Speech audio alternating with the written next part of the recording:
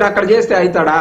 ఇక్కడికి వచ్చిన తర్వాత పవన్ కళ్యాణ్ గారిని ముఖ్యమంత్రి చేస్తారో, లేకపోతే ఈయన్ని ముఖ్యమంత్రి చేస్తారో, లేకపోతే ఎవరిని ముఖ్యమంత్రి చేస్తారో చూసుకోవాల్సినటువంటి పరిస్థితి ఇక్కడ.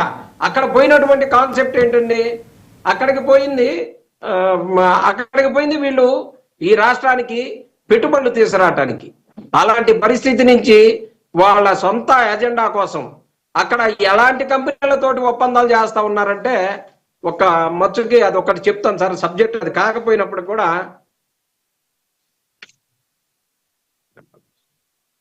₹1 కోటి పెట్టుబడితోటి 10 రోజుల క్రితం స్థాపించినటువంటి కంపెనీ సార్ ఆంధ్రప్రదేశ్ లో 14,000 కోట్ల రూపాయల పెట్టుబడి పెడతానని చెప్పేసి చెప్తే, ఆ సందీప్ గార్గ్ అనేటటువంటి వ్యాపార అనుభవం కూడా ఇందులో లేదు. ఆ చిప్స్ కంపెనీకి సంబంధించినటువంటి వ్యాపార అనుభవం కూడా లేదు.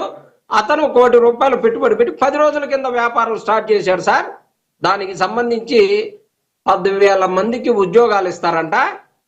ఆయన తోటి ఒప్పందాలు చేసుకునేటటువంటి ఒప్పందానికి ఇక్కడి నుంచి అతనేమో ₹10 కోటి పెట్టుబడి పెడితే ఈ 80 కోట్ల రూపాయలు జీవోలతోటి ఖర్చులకు అని చెప్పేసి రాసుకొని పోయి చేసినటువంటి పరిస్థితి.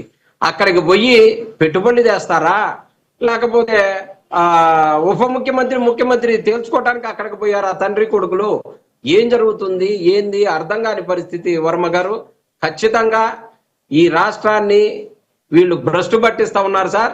ఎక్కడ భ్రష్టు పట్టించేది కాక మళ్ళీ దావోసు పోయారు. అక్కడికి పోయి అక్కడి నుంచి వీళ్ళు భ్రష్టు పట్టిస్తా ఉన్నది. ఎందుకంటే ప్రపంచవ్యాప్తంగా తెలియాలి కదా, ప్రపంచ నాయకుడిని చేయాలి కదా లోకేష్ బాబు గారిని. ఇప్పుడు అక్కడే ముఖ్యమంత్రి అవుతాడు భవిష్యత్తు నాయకుడు అని చెప్పేసి ప్రజెంట్ చేసుకోవటానిక ఇంత చౌకబారు రాజకీయాలు చేసేటటువంటి పరిస్థితిలో ఈ తెలుగుదేశం కూటమి ఉన్నటువంటి పరిస్థితిని మనం చూస్తున్నాం సార్. ఈ రాష్ట్రానికి ఇచ్చినటువంటి హామీలని నెరవేరుద్దామనేటటువంటి తపన గాని ఆలోచన గాని లేనటువంటి ఈ ప్రభుత్వాన్ని 2029 అన్నారు. మీరు మర్చిపోయారు, మధ్యలో జమిలీ ఏదో ఉన్నదన్నారు వర్మ గారు. జమిలీకి అందరూ ప్రిపేర్ అవుతున్నట్టుగా కనపడతా ఉంది. మీరేమో 29 దాకా ఉన్నారు. అప్పటిదాకా అవసరం లేదు సార్, ప్రజలు సిద్ధంగా ఉన్నారు. వీరు ఇచ్చినటువంటి ప్రతి హామీని కూడా ఎక్కడుంది సార్? మీరు ఇచ్చినటువంటి గ్యాస్ సిలిండర్ ఎక్కడుంది? ఉచిత బస్సు ఎక్కడుంది?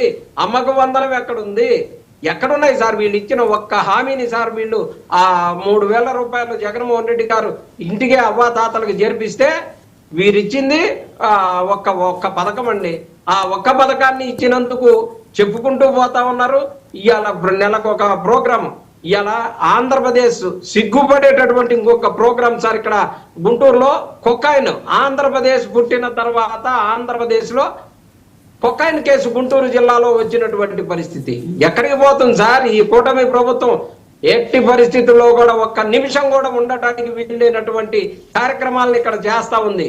ఎక్కడ ఈ పవన్ కళ్యాణ్ గారి పార్టీకి సంబంధించిన వాళ్ళు అక్కడ కొన్నిసారి న్యూ డాన్స్ లేపించినటువంటి పరిస్థితి ఎక్కడైనా ఉందా సార్ ఆంధ్రప్రదేశ్ లో? ఎప్పుడన్నా చూసామా?